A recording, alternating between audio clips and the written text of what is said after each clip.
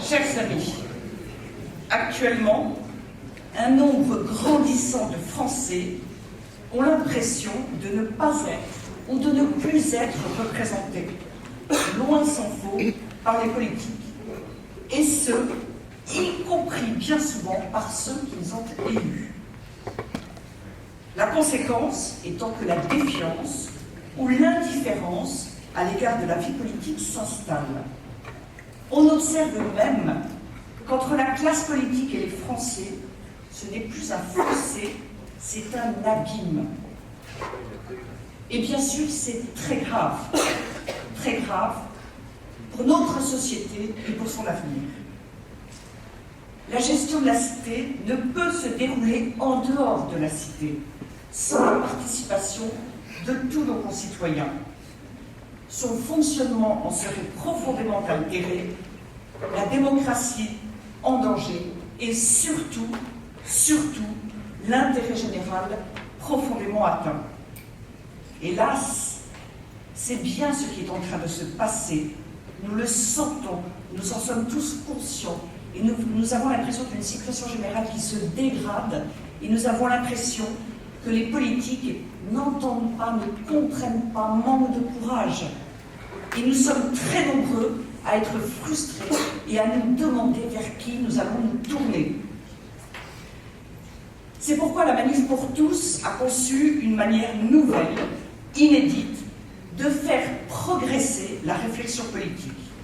Une manière de rapprocher les politiques des Français, une manière de les rapprocher de nous, et nous aussi, de les connaître et de mieux comprendre. Et bien entendu, l'objectif commun est la recherche de l'intérêt général. Notre rencontre de ce soir réunira des candidats tête de liste de la nouvelle région du Nord et ils sont de divers partis politiques. À ce titre-là, il s'agit d'un événement véritablement exceptionnel. Présent également dans la salle, un certain nombre d'électeurs vraisemblablement de sensibilités politiques différentes. Pourquoi? Eh bien parce que la famille, elle est fondamentale pour nous tous, pour chacun. Nous sommes tous concernés. Même si nous n'avons pas fondé une famille, nous sommes issus d'une famille. Quel qu'ait été le mode de vie, quels que soient les modes de vie, nous sommes tous concernés. La famille, elle est plébiscitée par tous les Français. Et encore davantage par les plus jeunes. Et par tous les Français de droite ou de gauche ou du centre, peu importe. C'est pour ça que la famille, elle n'est pas partisane. Et c'est pour ça que nous ne sommes pas partisans.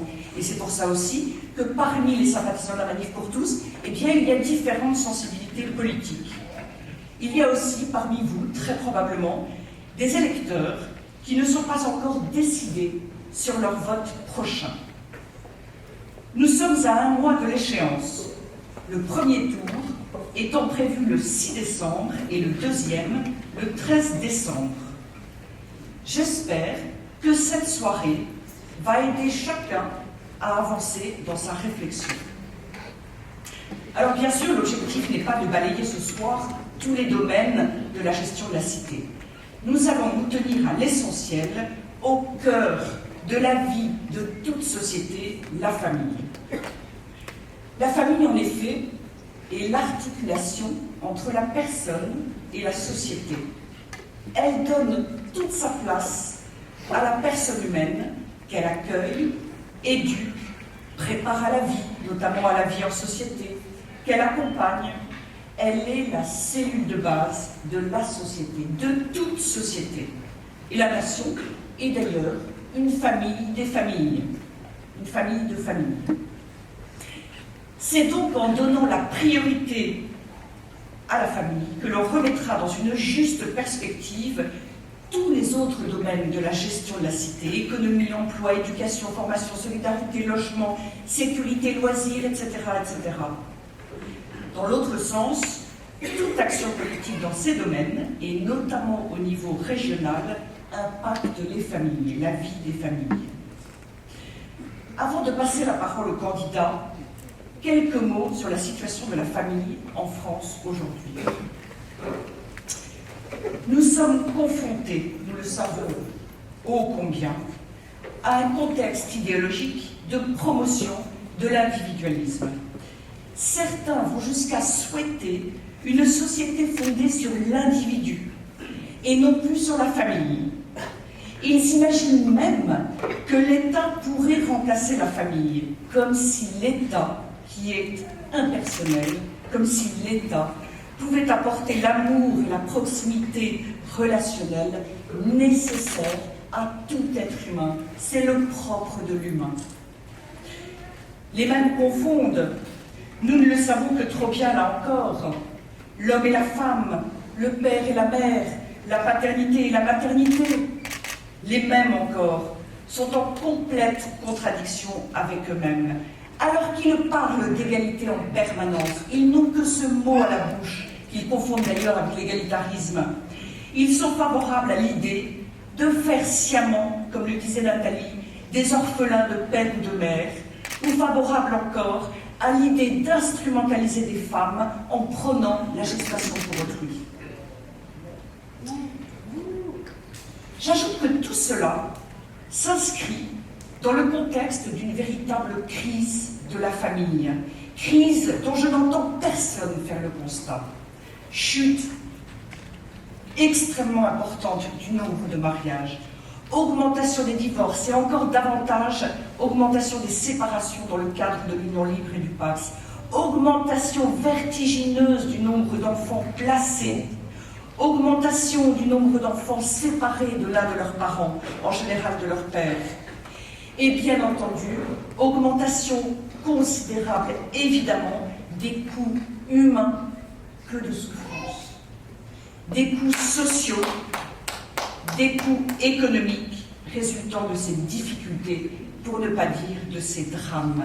Quand cessera-t-on de promouvoir et de trouver formidables toutes ces difficultés? Quand se mettra-t-on à réfléchir à ces difficultés, à chercher à traiter ces difficultés, mais aussi à prévenir ces difficultés, pour éviter tant de souffrances?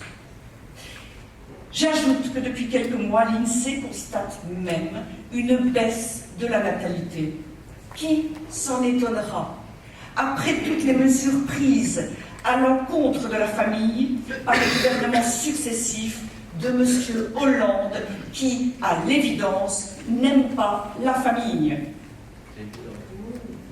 Hélas, personne, ou presque, n'ose faire ce constat, alors même que cette crise est là depuis des années et qu'elle ne fait que s'aggraver. Et en conséquence, personne, ou presque, ne cherche les moyens de remédier à ces difficultés immenses. Nous avons donc, nous, simples citoyens, nous, électeurs, le devoir d'accompagner et d'aider les politiques, tous les politiques, de tous les partis, et notamment celles et ceux qui vont demain présider notre région, les aider à prendre en compte la famille et l'enfant dans toutes leurs décisions et actions. Un exemple très précis. Quand la région, en l'occurrence Haute-Normandie, finance avec l'argent du contribuable, donne des subventions à un événement qui a pour revendication, c'était au printemps dernier, un événement qui a pour revendication la PMA pour toutes et la GPA pour tous, est-ce que c'est favorable à l'intérêt supérieur de l'enfant? Il faut changer la culture, les politiques doivent se poser ces questions-là sans cesse dans toutes leurs décisions et en particulier au niveau régional. Il est temps maintenant de passer la parole aux candidats que je remercie très chaleureusement d'avoir accepté notre invitation.